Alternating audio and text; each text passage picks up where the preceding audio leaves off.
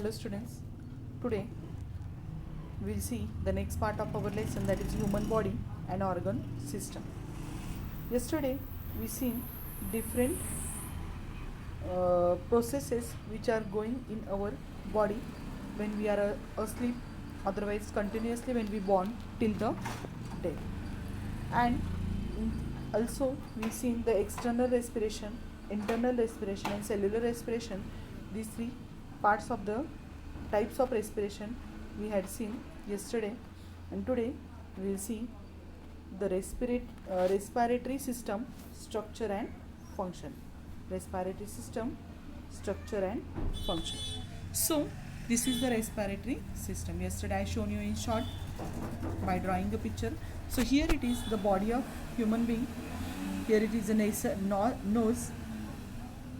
Okay, nose inside there is a nasal cavity is there, empty space is there for entrance of the air and exist of the entrance and exit of the air from it. Okay, after that here it is the mouth. This is the part of a mouth. So this is nasal cavity and this is the oral cavity. Both are open into the same opening, that is called as a trachea. So digestive system also opens here and the respiratory system also open here only. Okay, and this where it opens into the trachea. This is the part, this part is called as a trachea. Okay, and this trachea bifurcates, means it becomes, just see it shows the branches, one goes towards the left side and one goes towards the right side and enter into the lungs. These are the lungs from our body, and these lungs are there inside it. Inside the lungs, this trachea again divides and redivides, again divides and redivides and shows the branches like a tree. If you see here, tree's branches, how it is there, it is like that, and opens into the alveoli. What? Alveoli. These are the grape-like structures. They are very small and grape-like structures are there, and inside it opens. Then here it is a diaphragm. This is a diaphragm. Its compression and relaxation makes the respiration very easy. Okay, so this is the structure of our respiratory system.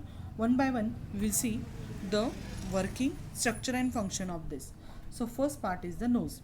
As you know that continuously we are respiring from our when we born, from that. So nose. So from nose we are taking air inside and throwing the carbon dioxide outside the body. So respiratory system and respiration begins with the nose. Okay, so this is the first part of our respiratory system, and that part is called as a nose. Air is filtered with the help of hairs and mucus present in the nose. Now also, if you touch your inner surface of your nose, you will notice that there are small hairs present inside the nose, and a liquid like liquid is present inside the nose, and that is nothing but it is the mucus, and it is there for what purpose? For the filtration of the air. Filtration of the air means any dust particle or any foreign material is present in the air. Sometime when the wind blows, with these small dust particles are also what happens, enter in our body via nose. So if mucus and hair is present inside the nose, what happens, its function is there, it filters it, means that microorganism or dust particle remains in the nose only, and filtered air enter into the trachea or pharynx. Here it is the pharynx. I forgot to tell you, pharynx and the larynx are also present. So here it is pharynx. Food pipe and windpipe. As I told you, food pipe. This is the food pipe which start from this mouth, and this is the nose pipe. Windpipe means only nose pipe. Both are there originated in the pharynx. They originate means they are starting from the pharynx.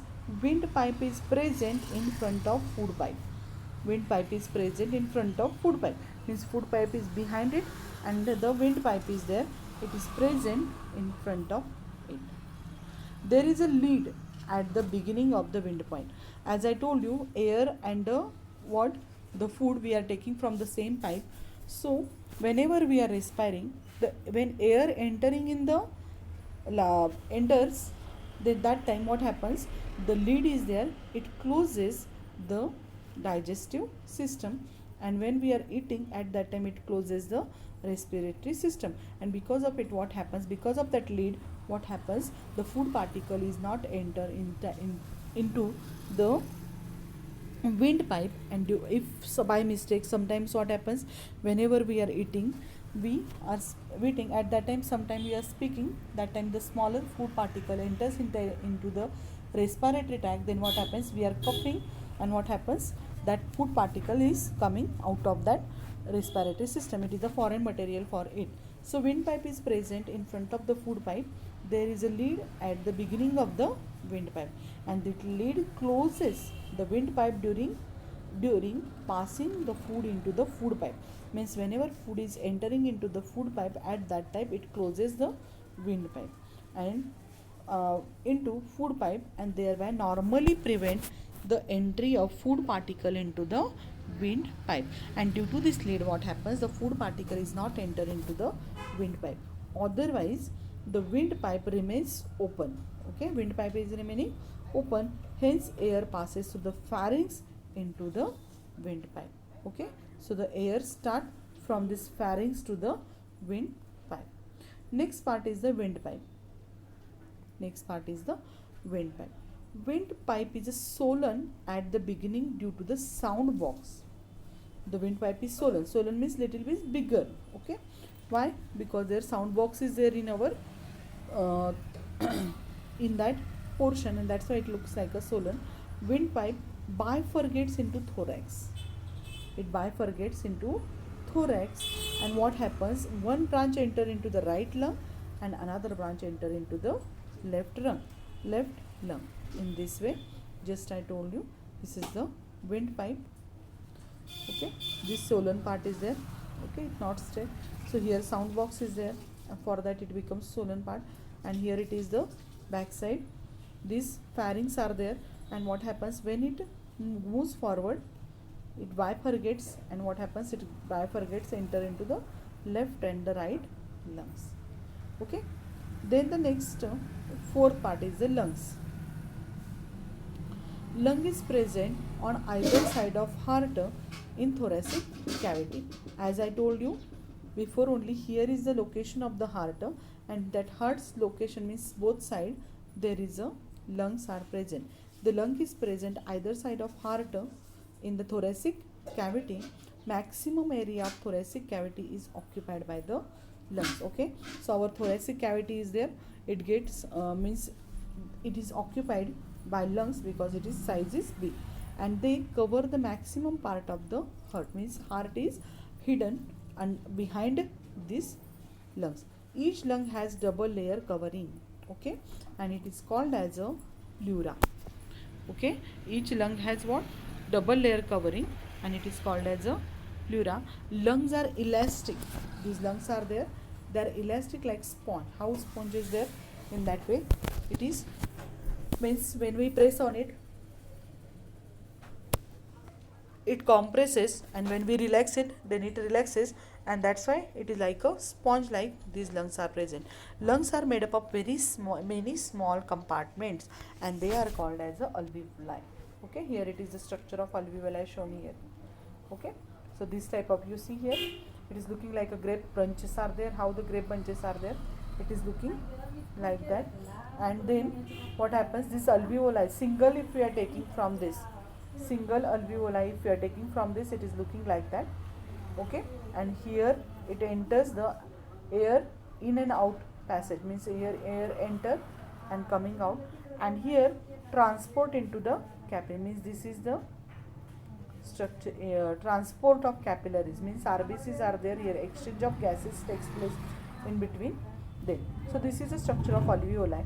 And what they told you here, that is maximum area of thoracic cavity is occupied by the lungs. Many of the maximum part of the heart is also what happens, covered because of this lungs.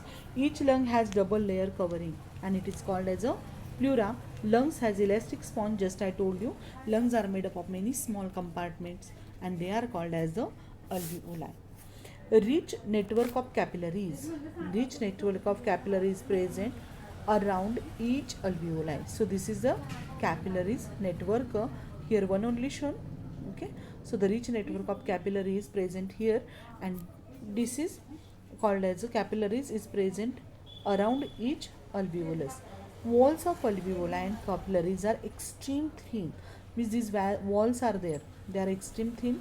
If you see here, I am enlarging it, but you can see here the exchange of gases are takes place because of this thin covering.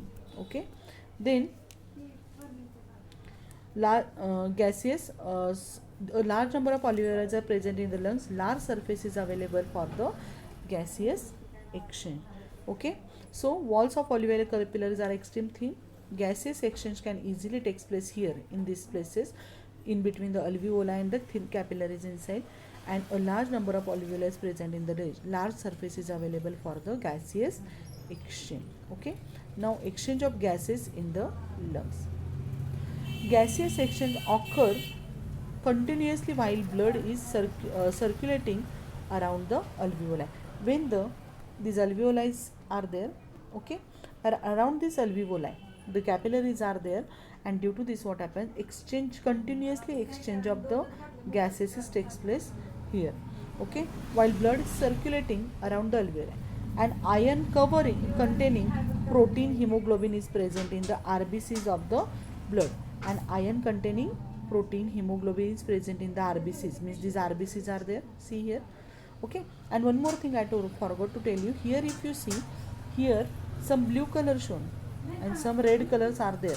So here what happens, the carbon dioxide which are present and it enters into the alveoli and oxygen enter inside it, that's why these are red, means this is impure blood and this is pure blood, means what, oxygen percentage more inside it, and after exchanging its color changes and it becomes red. It is shown here. Why it is? Because of the presence of carbon dioxide and the presence of oxygen.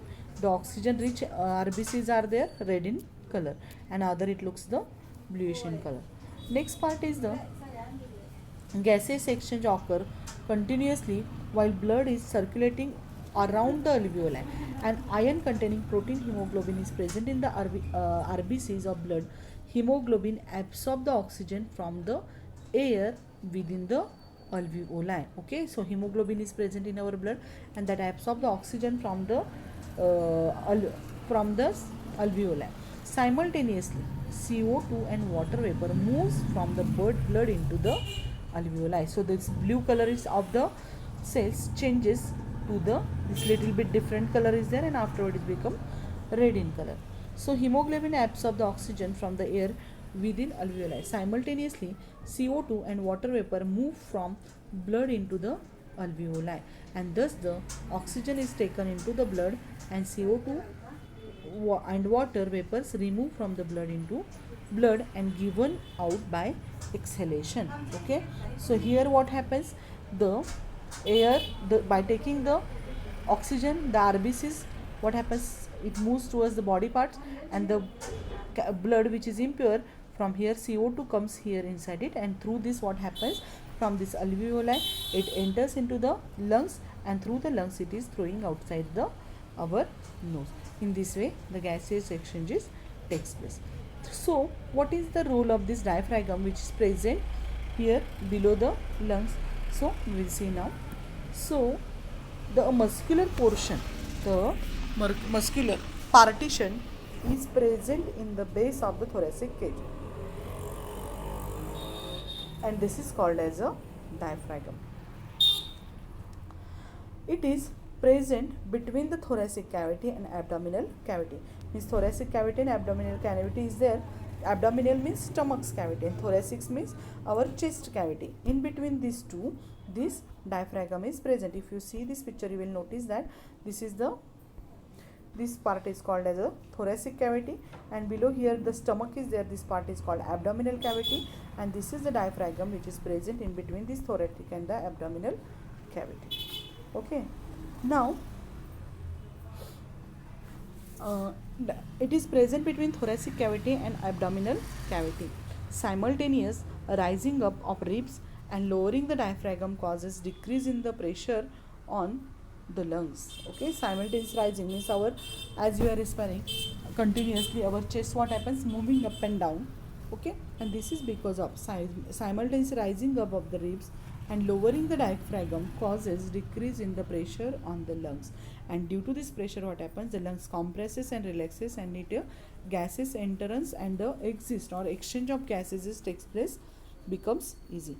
Due to this, air moves into the lungs through the nose. Okay, what they told you, lowering the diaphragm, what happens, increases the size of lung, and due to this, what happen, air from outside the surrounding enter into the body. When ribs return to their original position, the diaphragm rises up, means it put pressure on the lungs, and what happens, lung pressure is increasing, and due to this, what happens, air from the moves out from the thorax through nose. Okay, continuously upward and downward movement of the diaphragm is necessary to bring about the breathing. So this diaphragm, just I told you, when this diaphragm relaxes, means it comes down, the lungs, what happens, it increases its size, and due to this, air from the outside enter inside the lungs. Okay, through this layer, air inside the lung, and when diaphragm comes back to its original position, it applies the pressure on these lungs become smaller in size, and the air from this, what happens, throwing outside the body through the nose. In this way, our respiratory system works. Okay, so today we'll stop here only, and the next part of the lesson we'll see next lecture. So today you have to draw the respiratory systems diagram, this alveoli diagram, and that 3 diagrams you have to draw. Study these all points that I have taught today. So, and write the information regarding to this. Okay, so today we stop here only. Okay, thank you and have a good day.